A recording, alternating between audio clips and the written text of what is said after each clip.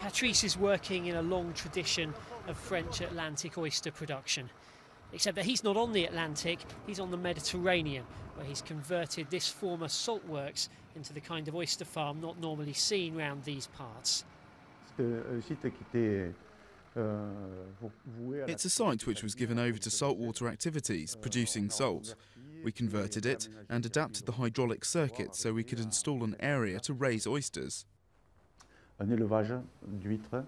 Normally, Mediterranean oysters are entirely covered with water. Here, Patrice is using the West Coast oceanic method by controlling how much water comes through the salt basin.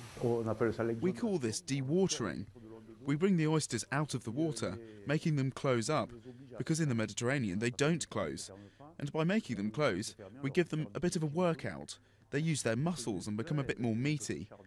That slows the growth of the shell and improves the proportion of flesh inside. The biggest problem for oyster farmers here and elsewhere is the premature death of the oyster larvae, or spat. It's an issue on all the French coasts, and no one's sure of the cause. We have on the order of 60 to 80% losses every year, and so far we don't know what that is. This region represents just 10% of French oyster production, but in the last 4 years, since the spat began dying off so mysteriously, yields have dropped from 800 to just 350 tonnes a year.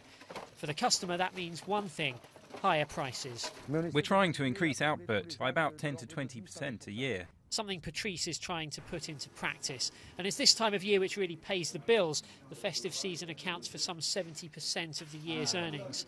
Unless the cause of this mortality rate is figured out soon, French oysters, wherever they're raised, could soon be disappearing from the seasonal menu.